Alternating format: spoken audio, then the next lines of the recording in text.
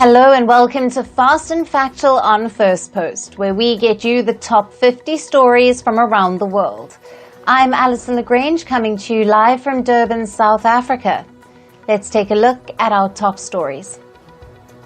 Now, the Israeli Defense Forces have retrieved the bodies of 6 hostages from the Gaza Strip.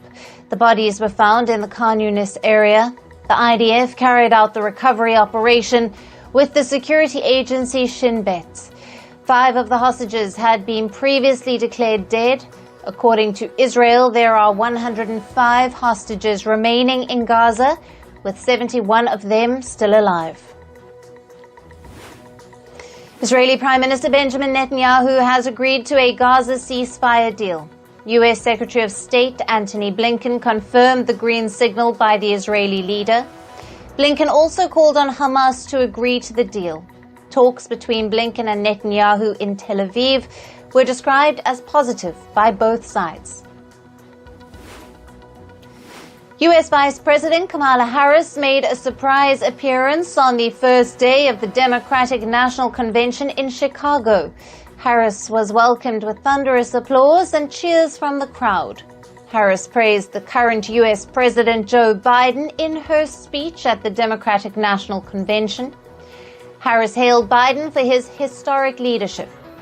Kamala Harris will formally accept the Democratic Party's endorsement for the 2024 presidential race at the convention. U.S. President Joe Biden received a standing ovation as he took the stage at the Democratic convention. Biden also got emotional as he welcomed with the chants of "We love you, Joe." During his farewell speech at the DNC, he urged Americans to put a prosecutor in the Oval Office, referring to Kamala Harris's past role. Now, the U.S. president also called his former rival Donald Trump a loser. President Biden withdrew his re-election bid amid concerns over his age. Meanwhile, thousands of pro-Palestinian demonstrators gathered outside the Democratic Convention in Chicago. They were protesting against U.S. President Joe Biden's support for Israel in the Gaza war. At least 4 protesters were arrested for breaching the security perimeter of the convention zone. Some protesters unfurled a protest sign inside the convention as President Joe Biden began his speech. The sign read, "Stop arming Israel." The U.S. has accused Iran of launching cyber attacks targeting the 2024 presidential campaigns.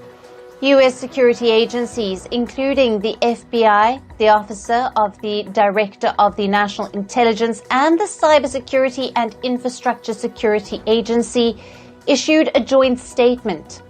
They said that Iran is attempting to sow political discord among the American public. Earlier, the Trump campaign had claimed that Iran hacked one of its websites. Iran denied the U.S. allegations, calling them unsubstantiated. Congressional Republicans formally began the process to impeach U.S. President Joe Biden on Monday. They chose the opening day of the Democratic National Convention to launch this effort, though it is unlikely to succeed. The report, coming from 3 key Republican-led House committees, accuses Biden of corruption tied to his son Hunter's foreign business dealings. However, they haven't provided direct evidence that Biden used his position to benefit his son or was involved in Hunter's businesses. Prime Minister of Malaysia, Dato' Seri Anwar bin Ibrahim, is on a state visit to India until the 21st of August. He received a ceremonial welcome at the Rashtrapati Bhavan earlier today. He will also hold bilateral discussions with President Draupadi Murmu and Prime Minister Narendra Modi. The Malaysian Prime Minister's visit is aimed at boosting ties and enhancing multi-sectoral cooperation. The Supreme Court of India began hearing a suo motu case concerning the rape and murder of a trainee doctor in the city of Kolkata. The court has requested the state police to provide a report by Thursday on the progress of their investigation. In response to the 9th of August crime, doctors nationwide have protested and refused to attend to non-emergency patients. The top court also ordered that a national task force be set up on workplace safety for doctors and medical staff. Hundreds of parents and locals blocked the tracks at the Badlapur railway station in India's Maharashtra. The demonstration was in response to the alleged sexual assault of two 4-year-old girls at a school in the Thane district. The school is situated in Badlapur area of the Thane district, and protesters are calling for stringent action against those responsible. The school has suspended its principal and 2 staff members pending investigation. A North Korean soldier defected to South Korea early on Tuesday by crossing the heavily fortified border. The soldier entered Gyeongsang County on the east coast and was detained by the South Korean guards. South Korean officials are questioning the defector and investigating the motives behind the crossing. Further details about the defector's identity and intentions have not been disclosed. A British-flagged superyacht sank off Sicily's coast after a violent storm. Rescuers found 1 body and are searching for 6 others still missing. Now, the yacht, named Malaysian, had 22 people on board, and the missing include 4 Britons, 2 Americans, and 1 Canadian. In climate news, an Italian climatologist linked global warming to the freak storm that sank the luxury yacht off Sicily on Monday.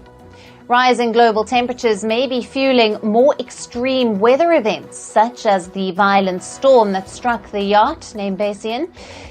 The Mercalli had explained that the global warming increases the likelihood of waterspouts and downbursts, both of which are intense, sudden weather phenomena. At least 2 people died due to torrential rain in the U.S. state of Connecticut. 2 women were found dead in separate cars in Oxford town. Over 100 people across the state were evacuated amid flood-like situations. The president of Azerbaijan, Ilham Aliyev, discussed with Russian President Putin his concerns over the quote-unquote catastrophic shrinking of the Caspian Sea. Scientists say that water levels of the Caspian Sea have been dropping continuously since the mid-1990s. Both the leaders have agreed to analyze the situation. The Azeri authorities have said that the water levels were being affected due to climate change. The Caribbean nation of Grenada has become the first country to use a hurricane clause in a government bond. The special feature allows authorities to postpone debt payments in the event of a natural disaster. The move comes after Hurricane Beryl caused severe destruction in parts of the Caribbean. Grenada's Prime Minister estimated that Beryl had caused damage equivalent to roughly 1/3 of the country's annual economic output. And heavy rain caused severe flooding in southern Pakistan. At least 24 people have died in the Punjab province. The death toll due to the rain-related incidents has now risen to 209 since the 1st of July in the country. Most of these deaths have been reported in the Punjab and the Khyber Pakhtunkhwa provinces. Heavy rains are expected to continue this week in various parts of the country. Heavy downpours battered the South Indian state of Tamil Nadu.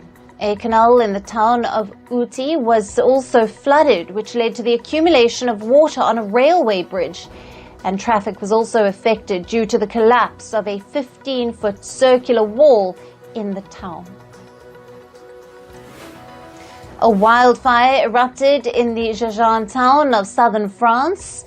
About 450 firefighters were deployed to contain the raging wildfire. Around 400 hectares of land in Jejan town was ravaged due to the wildfire. And firefighters continued to tackle the raging wildfire in Portugal's Madeira for the 5th day. Over 3,000 hectares of land has been burned in the country's southern coast. The wildfire, which began in Madeire's Ribeira Brava area, has now spread to the neighboring Camara del Lobos, and over 160 people have been evacuated from the region. On to business and tech news now. U.S. Vice President Kamala Harris has proposed raising the corporate tax rate. The Democratic presidential candidate wants to hike the tax rate to 28% from the current 21% if she is elected. Harris's campaign says the move aims to put money back in the pockets of working people. They say that it will ensure billionaires and big corporations pay their fair share of taxes. An American automaker, General Motors, is laying off over 1,000 employees.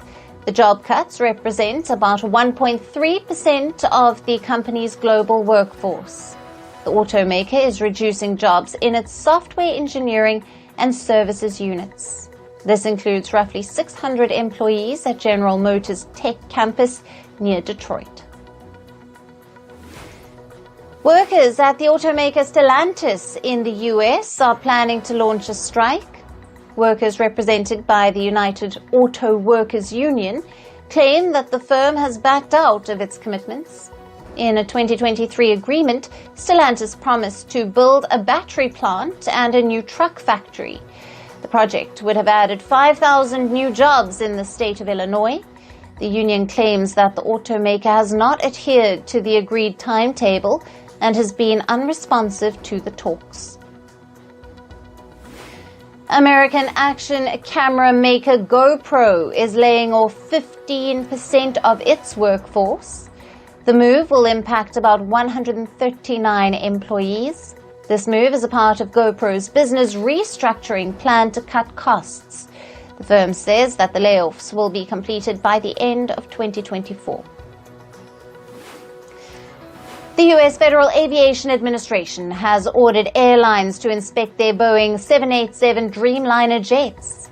Aviation regulator wants to examine jets for issues with pilot seats. This comes after dozens of passengers were injured in March when a 787 Dreamliner jet en route to New Zealand suddenly dropped mid-air. It was later reported that the captain's seat experienced quote-unquote involuntary movement during the flight. A consortium led by veteran media executive Edgar Bronfman has submitted a bid to buy National Amusements. The firm holds a majority stake in American entertainment giant Paramount Global. The bid marks a new twist in Paramount's acquisitions. The firm had already reached an agreement to merge with Skydance Media last month. However, this agreement allowed 45 days for Paramount to evaluate other offers. And grocery chain Kroger has sued the U.S. Federal Trade Commission, of the FTC. The firm is seeking to block the FTC from intervening in its acquisition of Albertsons. The $25 billion deal has been temporarily blocked as the FTC's tribunal reviews it for competition law breach. Kroger says that the matter should be resolved in a federal court. It has called the competition regulator's in-house tribunal unconstitutional. India's Shapoorji Pallonji Group has reportedly set up a new company to consolidate its real estate assets across India. The firm plans to monetize these assets by taking the new company public soon. It aims to raise up to $900 million through an initial public offering of the new entity. Shapoorji Pallonji Group has a land portfolio of over 2,000 acres. The assets are reportedly worth around $6 billion. The Shanghai municipal government has raised about $1 billion for its chip fund, the Shanghai Semiconductor Industry Investment Fund. With this latest fundraising, the fund is now worth around $2 billion. It aims to support Chinese chip manufacturers as the country seeks to become self-sufficient in the sector. So far, the Shanghai government-owned fund has invested in major chip firms like SMIC, HLMC and ACM Research Shanghai. Chipmaker AMD has announced plans to acquire American server maker ZT Systems. The deal is valued at $4.9 billion. ZT Systems makes servers for data centers which require thousands of graphics processing units or GPUs. AMD said ZT Systems will help it test and roll out new GPUs that power artificial intelligence. And moving on to sports, and we start with cricket. Seamer Matthew Potts replaces injured Ben Stokes for England's first test against Sri Lanka at Old Trafford. Stokes tore his hamstring playing in the 100 competition and is out for the series. Ollie Pope will captain the team with Harry Brook as vice-captain, and Stokes will still be with the team during the series as a part of the dressing room. Former Indian cricket team skipper Sourav Ganguly changed his social media profile picture to black in solidarity with the victim of a recent rape and murder in Kolkata. Thousands of users have also adopted black profile pictures to show support for the trainee doctor who died in one of the city's state-run hospitals on the 9th of August. Ganguly had previously described the incident as a one-off event in a viral video which sparked controversy online. And Darius Visser set a new record for most runs scored in a single over of a men's T20 international. During the ICC Men's T20 World Cup Sub-Regional East Asia Pacific qualifier, the match was between Samoa and Vanuatu, and Visser hit 6 sixes and scored 39 runs in the 15th over, with 3 no balls contributing to the total. This surpassed the previous record of 36 runs set by India's Yuvraj Singh. And in football news, Lionel Messi will miss Argentina's World Cup qualifiers against Chile and Colombia next month due to an ankle ligament injury. Messi, who is 37, was not included in the 28-man squad announced on Monday. River Plate goalkeeper Franco Armani and Roma forward Paulo Dybala were also omitted from the list. Argentina will play Chile on the 5th of September and face Colombia on the 10th of September. Ilkay Gundogan has announced his retirement from international football on Monday after leading Germany at the Euro 2024. The 34-year-old cited a period of reflection and expressed pride in his 82 international matches. He made his debut for Germany in 2011. Germany reached the Euro 2024 quarterfinals but lost to Spain after extra time. And Chelsea have agreed to bring João Felix back from Atletico Madrid, with Conor Gallagher going the other way. The transfer fee for Felix, a 24-year-old Portuguese forward, has not been disclosed, but he will join Chelsea on a 6-year contract with an option for 1 more year. Felix, who was previously on loan at Chelsea in 2023, will need to pass a medical exam before finalising the move. Meanwhile, Gallagher will sign a 5-year deal with Atletico Madrid. And in tennis, world number 1 Jannik Sinner won the Cincinnati Open final, beating Francis Tiafoe in straight sets. Sinner, who has been dealing with a hip issue, won 7-6, 6-2. He secured the match in 1 hour and 37 minutes after winning the first set in a tiebreak. At 23, Sinner is the youngest men's champion in Cincinnati since Andy Murray in 2008. And Aryna Sabalenka of Belarus won her first title since the Australian Open. She defeated American Jessica Pegula in the Cincinnati Open final. Sabalenka won 6-3, 7-5 in 76 minutes. Now, this victory is her 15th career title. The win ended Pegula's 9-match winning streak following her Canadian Open title defense.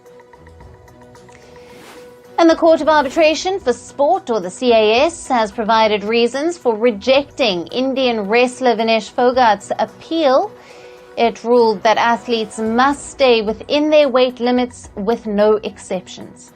On the 14th of August, the CAS ad hoc division had denied her appeal against being disqualified from the Paris Olympics due to being 100 grams overweight. Fogart had requested to be awarded a joint silver, but the CAS upheld her disqualification. And Matt Richardson, fresh off winning 3 Olympic medals for Australia in cycling, is now switching to race for his birth country, Britain. The unexpected switch, approved by the International Cycling Union, shocked the Australian Cycling Federation. The federation called the move disappointing and surprising. The 25-year-old clinched 2 silvers and a bronze at the Paris Olympics. In entertainment news, U.S. presidential candidate Donald Trump has falsely indicated that he has Taylor Swift's support. He posted fake photos on social media of the singer and her fans, citing that they support him.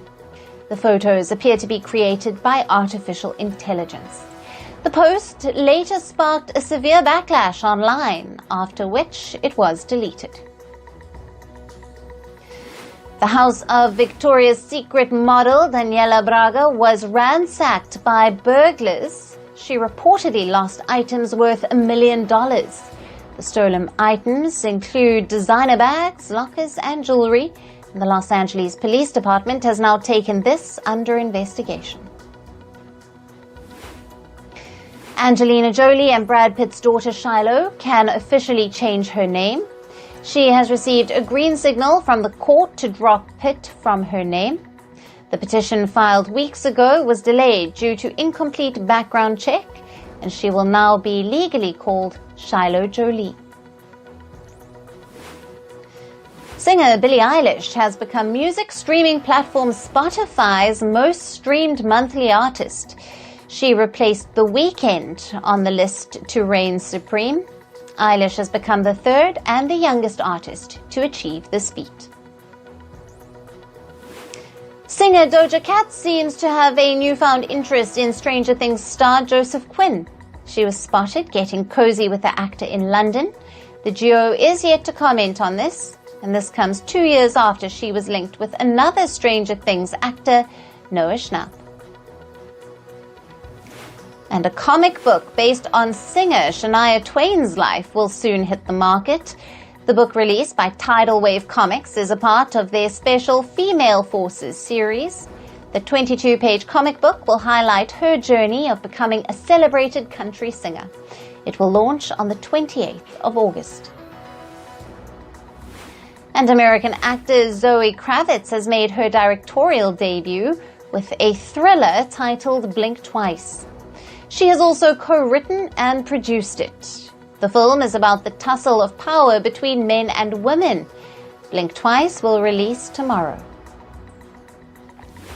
It's now official that The Acolyte will not return for Season 2. The makers have decided to not go ahead with the Star Wars Disney Plus series. This comes as a shocker, as the first season ended on a cliffhanger. And Lizette Oliveira has been cast as a series regular in FBI. She will play the role of a new agent in the upcoming 7th season. This comes after Catherine Renee Kane decided to exit the show. Drama TV series FBI premiered in 2018. And actor Danielle Fishel had revealed that she has been diagnosed with breast cancer. However, due to an early diagnosis, she is technically at stage 0. She will now get the cancerous cells surgically removed. And that's all on this episode of Fast and Factual. Thank you for watching. Stay tuned to Firstpost.